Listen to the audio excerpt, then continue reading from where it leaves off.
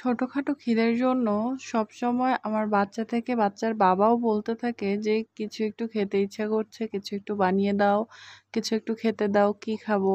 আর এই ছোটখাটো খিদা মেটানোর জন্য হাতের কাছে সবসময় দেখা যায় কিছু না কিছু রাখতেই হয়। আর সেটা বাহির থেকে যদি কিনে না এনে বাসায় তৈরি করা যায় কেমন হয় বলুন তো?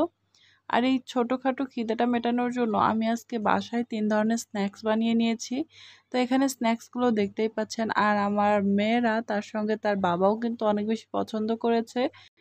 এই স্ন্যাক্সগুলোর ফুল রেসিপি যদি আপনারা দেখতে চান তাহলে অবশ্যই কমেন্ট করে জানাবেন। এটা আমি একটা চুরমুর ভেজে নিচ্ছি, মানে এটা কুরকুরে টাইপ হবে আর একটু লবণ ঝাল দিয়ে, মানে এক কথায় ঝাল টাইপের হবে এটা। তো এই যে এখানে আমি বেশ কিছু ভেজে নিয়েছি, সেগুলো একটু ধরে দেখাচ্ছি কতটা এটা মুচমুচে হয়েছে, একটা ভেঙেও দেখিয়ে দিচ্ছি। তো এই যে দেখেন, এমনিতে সময় বিকেলবেলা চায়ের সঙ্গে কিংবা বসে টিভি দেখার সময়, গল্প করার সময় এই স্ন্যাক্সগুলো অনেক বেশি ভালো লাগে খেতে। আর তার সঙ্গে যদি ৩টা ৩ স্বাদের হয় তাহলে তো আর কথাই নেই। এবার আমি এখানে ভেজে নিচ্ছি ছোট সাইজের যে নিমকিটা সেইটা, পাতলা টাইপ করে যেটা। এটা কিন্তু বাহিরে অনেক পোড়া তেলে ভাজা হয়। আর সেটা যদি আপনারা বাসায় স্বাস্থ্যকরভাবে বানিয়ে নিতে পারেন তাহলে আর কি লাগে বলেন? এখানে আমি অনেকগুলো ভেজে নিয়েছি। আর হ্যাঁ, এখানে আমি মিষ্টি খুরমা যেটা বানাবো সেটারগুলো আগেই ভেজে নিয়েছি, সেটা দেখানো হয়নি। এবার এই খুরমাটাতে শুধুমাত্র চিনিটা গড়িয়ে নেওয়ার পালা। এবার এই যে সেটাও গড়িয়ে নিচ্ছি। আপনারা গুড় দিয়ে করতে চাইলে গুড় দিয়েও করে নিতে পারেন। আর এটা এখন গরম অবস্থায় আছে জন্য এরকম ছাড়া ছাড়া দেখা যাচ্ছে। যখন ঠান্ডা হয়ে যাবে অনেক বেশি মুচমুচে হবে। একটা মিষ্টি আর একটা একদম হালকা পাতলা মিষ্টি লবণ আছে। যেমন ছোট নিমকিটা সেটা একটু লবণ একটু মিষ্টি আছে, আর এটা একেবারেই ঝাল, লবণ ঝাল দিয়ে তৈরি। তৈরি হয়ে গেল আমার খুব ইজিতে ৩ ধরনের স্ন্যাক্স। এবার এইগুলো আমি পটে করে সুন্দর করে রেখে দেব। যখনই আমার বর কিংবা আমার বাচ্চারা বলবে কিছু খেতে দাও, সঙ্গে সঙ্গে যেকোনো একটা না একটা বের করে দেব। আর একটা না থাকলে আরেকটা তো থাকবেই। তাই বাচ্চাদের সঙ্গে বড়দেরও ছোটোখাটো খিদে মেটানোর জন্য এই স্ন্যাক্সগুলো খুবই কাজে আসবে। এবার আপনারা চাইলে এগুলো প্রত্যেকটাকেই কাচের বয়ামে রাখতে পারেন, বাট আমার কাছে এত কাচের বয়াম নাই। একটা ছিল, সেটার মধ্যে আমি এই খুরমাটা রেখে দিচ্ছি।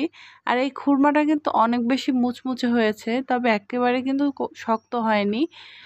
আসলে আপনারা না খেলে বুঝতে পারবেন না। যদি বাসায় এভাবে স্বাস্থ্যকরভাবে বানিয়ে নিতে পারেন তাহলে আর বাহিরের অস্বাস্থ্যকর খাবারটাও খেতে হচ্ছে না, আপনার টাকাটাও বেঁচে যাচ্ছে। আর এই যে নিমকিটা, এইটা আমার বরের সবথেকে বেশি পছন্দ। আর আমার ছোটো মেয়েটা যদিও এগুলো একটাও খেতে পারছে না, শুধু এই খুরমাটা নিয়ে চিনিগুলো চুষে খাচ্ছে। আমার কাছে ওটাই ভালো লাগছে, কারণ এই ধরনের স্ন্যাক্সগুলো তো ছোট মানুষ এখন খেতে পারে না। ইনশাআল্লাহ যখন বড় হবে তখন সে ভালোভাবেই খেতে পারবে। তো এবার আমি এই যে প্রথমে খুরমাটা রেখে দিলাম। এবার এটাকে এক সাইড করে রেখে বাদবাকি যে ২টা আছে সেগুলোকেও একটা পটের মধ্যে রেখে দিচ্ছি। এবার রেখে দিচ্ছি ছোট নিমকিটাকে। আমি এখানে একটা আইসক্রিমের পট সুন্দর করে ভালো করে ধুয়ে মুছে নিয়েছি যাতে পানি না থাকে। পানি থাকলে তো এইগুলো সব নরম হয়ে যাবে আর মুচমুচে থাকবে না। এবার রেখে দিচ্ছি সেই চুরমুরটা। আমি এটার নাম দিয়েছি চুরমুর, কারণ এটা অনেক বেশি ক্রিস্পি, এক কথায় শক্ত, খেতেও অনেক ভালো লাগে। এবার এটাকেও কিছু রেখে দিচ্ছি। আর বাদবাকিগুলো আমরা এখন সবাই মিলে খাবো। আপনারাও দেরি না করে ঝটপট বানিয়ে নিতে পারেন। ও হ্যাঁ, সরি, আমি তো রেসিপিটাই দেই নাই। অনেকে এগুলো ইজিলি বাসায় বানায় নিতে পারে। আবার যারা আপনারা রেসিপিটা দেখতে চান দয়া করে কমেন্ট বক্সে কমেন্ট করে লিখুন যে আপু আমরা রেসিপি জানতে চাই। তাহলে আপনাদের জন্য খুব শিগগিরই এগুলোর রেসিপি নিয়ে আসবো। তো এখনকার মতো বিদায় নিচ্ছি। আপনারা সকলে ভালো থাকবেন আর আমাদের সবার জন্য দোয়া করবেন। আল্লাহ হাফেজ।